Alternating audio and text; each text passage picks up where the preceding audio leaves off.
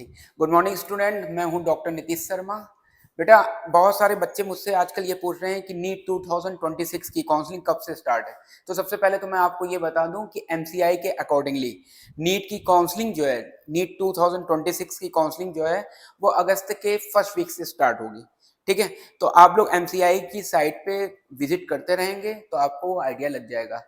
और जैसे मेरे पास कोई ऑफिशियल इंफॉर्मेशन आती है तो मैं आपको इस चैनल के माध्यम से फिर से शेयर करूंगा, वीडियो के माध्यम से। ठीक है, तो आज मैं आपको बताने जा रहा हूँ कि जो नीट की काउंसलिंग है उसमें बहुत से बच्चे हमसे ये पूछते हैं, सर ऑफलाइन होगी या ऑनलाइन होगी।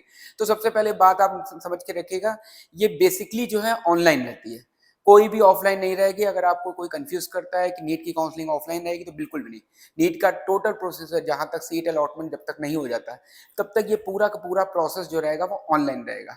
ऑनलाइन के बाद ऑफलाइन कब जाएंगे, जब आपको सीट अलॉट हो जाएगी, आप कॉलेज में जाओगे और वहां जाके इनरोल्ड करोगे, यानी एडमिशन प्रोसीजर कंप्लीट करोगे, तब आपको ऑफलाइन की रिक्वायरमेंट है। अदरवाइज जितना भी प्रोसीजर है वो सब ऑनलाइन। तो ऑनलाइन में सबसे पहले करना क्या है, आपको एमसीआई की साइट पे जाके लॉग इन करना है। जब लॉग इन कर लोगे उसके बाद के स्टेप मैंने यहाँ पे सारे लिखे हुए हैं। ठीक है, कि नीट की काउंसलिंग ऑफलाइन है या ऑनलाइन, तो क्या होगी, ऑनलाइन होगी। आप बात समझ रहे हो ना मेरी। ठीक है, सेकंड थिंग क्या है कि ऑनलाइन में कैसे, सबसे पहले लॉगिन करेंगे। लॉगिन के बाद मैंने स्टेप लिख रखा है, सबसे पहला कौन सा बेटा, रजिस्ट्रेशन। तो हम रजिस्ट्रेशन कर देंगे। उसमें रजिस्ट्रेशन की एक पर्टिकुलर फीस होती है जिसको हम लोग काउंसलिंग फीस बोलते हैं, तो काउंसलिंग फीस का पेमेंट करेंगे स्टेप 2 में। थर्ड स्टेप में हम लोग चॉइस फिलिंग करेंगे। अब जैसे चॉइस फिलिंग जो करना है आपको, उसमें ये ध्यान रखना है कि आप अपना एक प्रेफरेंस ऑर्डर बना के चलेंगे। जैसे फर्स्ट प्रेफरेंस मान लीजिए, जैसे आपको केजीएमसी चाहिए तो केजीएमसी ले लिया, सेकंड प्रेफरेंस आपने जीएसवी में डाल दिया, और फिर थर्ड प्रेफरेंस और कोई कॉलेज डाल दिया। ऐसे अगर बाई चांस मान लीजिए आपको लगता है कि नहीं मुझे जीएसवी में जाना है, केजीएमसी नहीं जाना है, तो आप उस चॉइस को फिल करने के बाद चेंज भी कर सकते हो। तो स्टेप 4 में मैंने यही लिख रखा है कि चॉइस फिलिंग, फिलिंग के बाद चॉइस लॉकिंग। तो लॉकिंग करने से जस्ट पहले आप उनको सफल भी कर सकते हो। मान लो आपको प्रेफरेंस चेंज करना है तो प्रेफरेंस चेंज कर सकते हो, लेकिन लॉक करने के बाद प्रेफरेंस चेंज नहीं होगा। ठीक है, तो पहला स्टेप हो गया रजिस्ट्रेशन। फिर आपने रजिस्ट्रेशन की यानी काउंसलिंग फी पेमेंट करी और रजिस्ट्रेशन फी पेमेंट करी। फिर उसके बाद चॉइस की फिलिंग करी, फिर चॉइस में कुछ चेंज करना होगा चेंज किया, उसके बाद उसको लॉक किया। लॉक करने के बाद आपको सीट अलॉटमेंट, फिर आपका सीट अलॉटमेंट आपको पता लग जाएगा। तो इतना सारा का सारा जो प्रोसीजर है ये ऑनलाइन है। ठीक है, फिर उसके बाद बेटा क्या होगा, ऑफलाइन में अब क्या क्या है।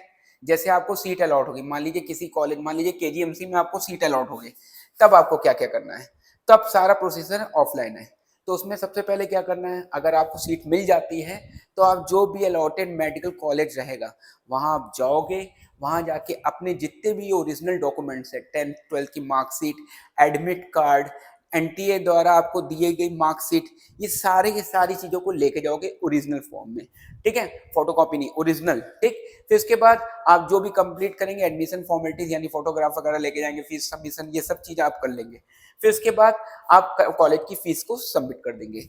अब अगर मान लो कि आपका मन कहता है कि नहीं भाई हमने एडमिशन तो ले लिया, लेकिन अभी हमको लगता है कि राउंड 2 में जब जाएंगे तो इससे बेहतर कॉलेज आपको मिल जाएगा, तो आप उसके लिए भी एलिजिबल हो, ये ध्यान रखना।